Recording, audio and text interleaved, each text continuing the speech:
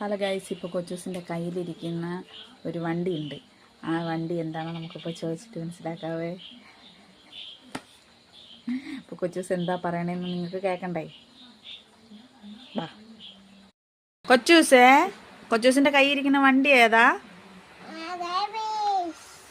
KBC അല്ല, JCB.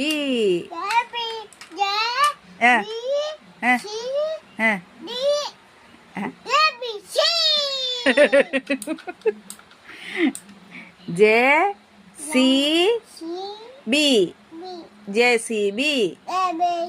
Oh. JCB. Oh, JCB. JCB.